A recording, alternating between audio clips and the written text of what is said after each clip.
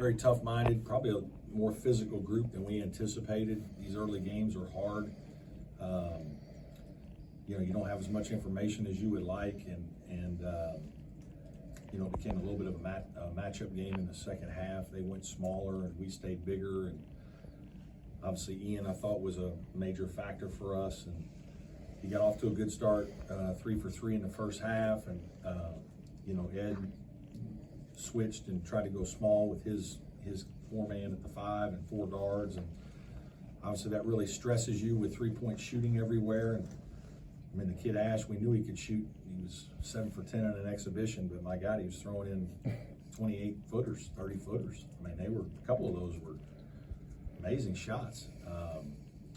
And not only then you just have to guard the 3, but like it creates so much space for them to do the other things because they've got 3 or 4 guys out there that are elite shooters. So it was a hard first game, probably hard to play the young guys. That's the only disappointing thing is I didn't get the young guys in as much as I would have liked. But I thought our older guys, got the job done. We played very well at the end of the first half. We played very well at the beginning of the second half. Some of that's when we started making shots. Chase made some shots. We built the lead to 20, and then all of a sudden you just take a deep breath for a second, and you miss a couple shots, and they throw a couple in, and right now you're back to 11, and they got momentum, and the last 12, 13, 14 minutes you're in a hard-fought game against a team that can really shoot, so it's really scary. But our guys made a lot of good plays down the stretch. Chase was fantastic with 23 and 7 assists, no turnovers. We only had, 8 turnovers, I think, as a team, assisted on 19 baskets, and our 3 best shooters were 3 for 16 from the 3. So there are a lot of things that were positive that we had to overcome in terms of our own, shots not going down and missed shots from our 3-point shooters. But really good win against a gritty team. Seems like Chase's performance was kind of a continuation of how he ended last season. Yeah, he was improving, right? I mean, we could see it. There was early in the year last year, he still didn't quite have his confidence, didn't have his legs under him. Some of it is trying too hard, right? Sometimes these kids, they put in so much time and they're trying so hard that they're putting pressure on every pass, every shot, every play. And until some good things happen, you're forcing it. And I think he dealt with that. But he had another good off season. He's played well in the fall. Our guys have a lot of confidence in him, and he made some terrific plays, not just scoring, but passing the ball late to Ian for some drop-offs and showed some poise. He's the kind of guy who can score in bunches too, right? He can. He can obviously get to different spots on the court, put pressure on the defense because of his penetration, and then his size. He's bigger. He's 6'3.5", 205 pounds, so he can play over top of some people. And I thought that was a big factor. He and Ian, and Hunter too. We try to get the ball inside to those 3 guys. I know we had 26 paint touches at half. I can't remember. I haven't seen yet what our final was, but that was obviously something we were trying to do, especially when they were smaller. We made some mistakes in terms of just guys settle for shots. We took some, couple of quick threes at ill-advised time and missed them, and that, led to some things for them. But later in the game, I thought we grinded it out better and execute a little more offense and finish the game. Coach, we talked last week about the good weight that Ian put on in the offseason, and he was just an offensive rebounding machine tonight. Yeah, he's got good bounce, got good legs to him, got good hands, and so he gets his hands on balls. He's going to get a lot of them. He's always been a pretty good rebounder. Rebounds per minute are always pretty high.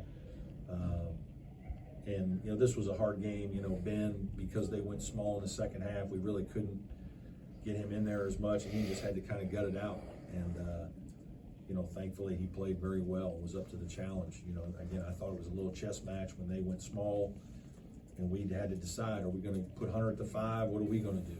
Are we going to put 4 guards out there, or are we going to try to stay bigger with Hunter and Ian? And we just kind of rode those 2 guys and played with our size. Was your heart in your throat a little bit when Tyson went down to the 4 hard? You got to keep him healthy, right? He plays so hard, that gets involved in a lot of physical plays, and he's around the ball a lot. And but golly, it'd be nice for him to play 32 games this year, not 20 or whatever he's been playing the last couple. Do you think it invigorated Chase playing point, sort of the notion of playing point more of a full time? Maybe a little. I mean, I think he's excited by it. Like we've said he's not going to play it exclusively. He's going to bounce around. He bounced around a little bit tonight. Josh played it for a few possessions. His brother played it for 10 minutes, 9 minutes. Played them together some. But I think it's a nice, change up for him. I think it's his head coach showing that he has confidence in him. Chase and I have been through a lot together for a long period of time. We've talked about it. I really believe in him, and he played terrific tonight.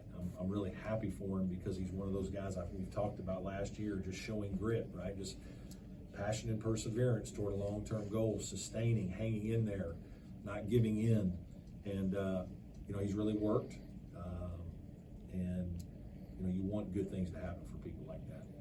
Coach, 23-5 run in the first half, a real good situation there with the last possession, and you got a nice wide open look there for Chase. Have to be happy with the way they executed. I did, yeah. We called timeout and tried to run a little something, and then they guarded the initial part of it, and our guys did a really good job of making a play after the play.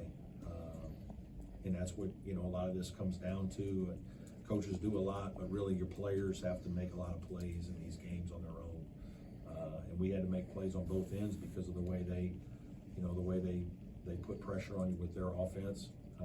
Your guys had to be tough and tough-minded, and there was a lot of individual defense tonight. Brad, you said coming into the year that you believe this team would be able to match up better on the perimeter, bigger guards, bigger lineups. I'm curious what your assessment was of the perimeter defense tonight. I thought it was pretty good. I'm anxious to watch the film. I thought we had spurts where it really got better and where our physicality and size helped us, because when they're basically driving it to the paint or a drop zone area, they call it, and they're going to pivot and make plays down there and try to score over you or feed it and kick it back out for three-point shooters. And you got to stay home. You got to go back to the shooters, and so it's kind of your one-on-one in there in the paint, and it's a little nerve-wracking, right? Because the guys are 6 or 8 feet from the basket. But some of those shots aren't as easy as they look. And some of the analytics in basketball are now like you got to let guys try to make some of those. They're not layups, they're not threes. It's hard to make a lot of those to win. And so in some ways, because of the way they were playing, we were trying to do that. Now, I told our guys, if they make double-figure threes, it's going to be a close game. Like if they make double-figure threes, it's going to be close. And they made 11 threes, and there were 7 in the second half. And that's why the game got the way it got. It forced us to be good offensively. And we didn't make threes, but we didn't turn it over. We played in the paint. We scored around the basket. We got offensive rebounds. If we don't play as well offensively, this is a tough game to win. Coach, you had 6 guys make threes in the exhibition, 5 tonight. Ian made 1. Of course, PJ is a great shooter. So this is about as many good shooters from the outside as you've had. Yeah, last year's team had them too. I mean, Nick and Al can both shoot as well. So we generally here the last couple of years we've had 5, 6, 7 guys that we feel good shooting the three, and we really work on it. We really practice it. We come in the mornings 2 days a week, and we shoot for 30 minutes and just before school, and it's dark, and we got managers in here, and it's one guy at a basket with 2 managers, and we got this routine that we do for a lot of the fall, and guys will get 300 shots up in a 30-minute segment, and then lift weights before or after. And so we practice it. It's a valuable tool. We need it, and today we were able to win without shooting as well.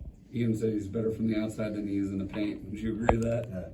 I'm not sure about that. But you know what? He shoots the ball. He regularly is going to make over 60 out of 100. He's going to make 60 to 65 out of 100 in the drills that we do. So, obviously there's a reason those guys are allowed to shoot. They have to make a certain amount in practice and in the drills that we have set up. And, Hunter Tyson made 91 out of 100 in this drill that we do. That's the most we've ever had in this Houston 100 drill that we run. And unfortunately today he was only 1 for 5. So, he had to make 90 out of his next whatever it is, 95.